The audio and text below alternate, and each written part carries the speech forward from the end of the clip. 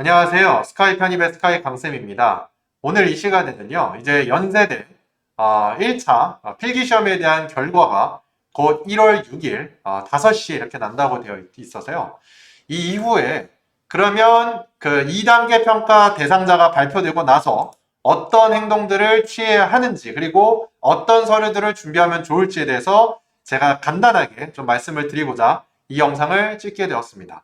특히 일정 부분에 있어서 여러분들이 좀 판단을 확인을 하셔야 되는데요.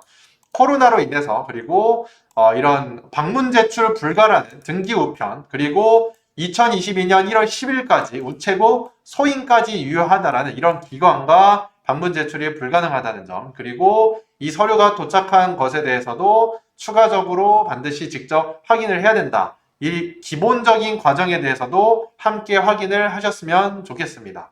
그리고요, 일단 학업계획서도 있고, 그 다음에 학업계획서에 대한 부분 작성에 있어서 제가 앞서 다른 영상에 사실은 각 항목별로 어떤 식으로 작성을 해야 되는지는 영상에 다 담아 놓았으니까요. 그 영상을 찾으셔서 보시면 항목별로 어떻게 작성해야 되는지 저는 그걸 판단해서 작성하셨으면 좋겠습니다. 그리고 이번에 그 항목이 자기소개서가 사라지고 학업계획서만 남았고요.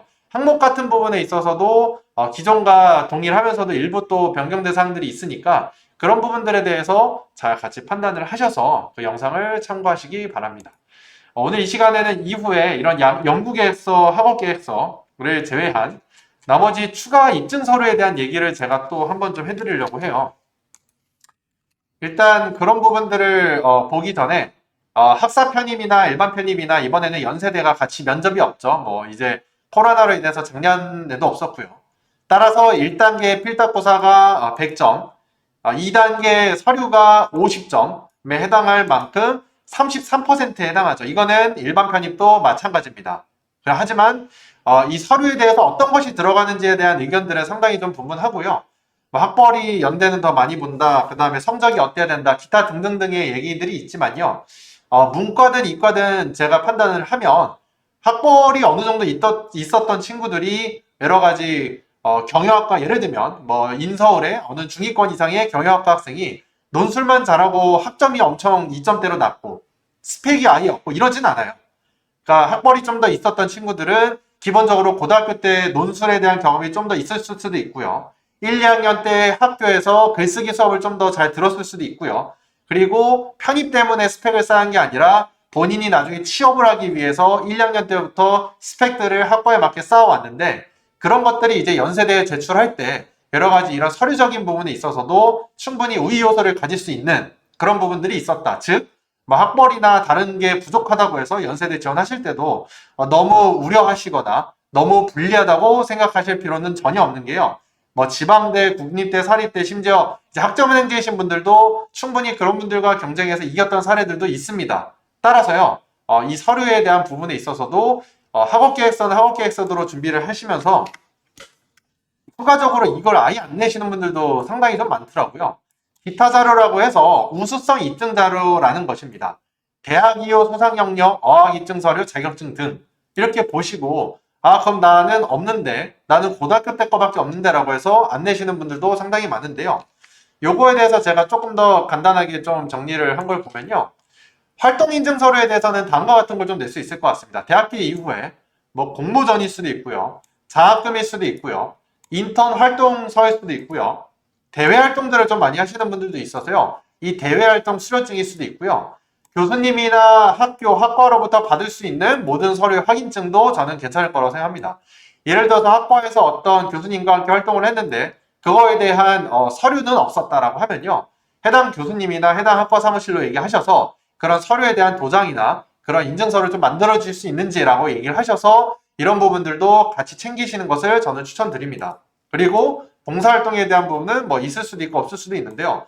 봉사활동의 합격을 결정한다. 저는 그렇게 생각하진 않지만 그냥 이건 이거 자체로서 대학 활동의 의미가 저는 있었다라는 정도로 이제 판단을 좀 하고요. 이런 서류들이요. 지원하는 학과와 연계된 활동이면 가장 좋긴 합니다. 다만 반드시 내가 지원한 학과와 연결되지 않다 하더라도요. 다양성 축으로서 일부 연관되지 않은 활동들이 포함되는 것은 저는 그거는 충분히 괜찮다고 생각을 합니다. 그리고요. 저는 보통 5개에서 10개 사이로 제출을 좀 하고 있고, 다만 1개에서 2개 낸다고 해서 저는 떨어지는 건 아니라고 생각을 해요. 그만큼 논술을 또 잘 쓸 수도 있고 다른 거를 잘 쓸 수도 있고 심지어 하나도 안 내신 분도 합격을 하신 분들도 있었기 때문에요. 다만 우리가 편입이라는 거는요. 서류에서 33%를 그래도 차지한다고 했으니까 이미 필답고사는 시험을 저희가 봤으니까 저희 손을 떠났잖아요. 그래서 그런 부분들은 이미 떠난 건 떠난 거고 내 눈앞에 있는 33%에 대해서 내가 최선을 다해서 준비하겠다. 그런 의미로서 이거를 준비하신다라고 하시면 저는 최대한 지금 아직 시간이 있어서 내가 서류를 만들 수 있는 게 있으면 그 부분을 저는 제출하는 거를 추천드리도록 하겠습니다.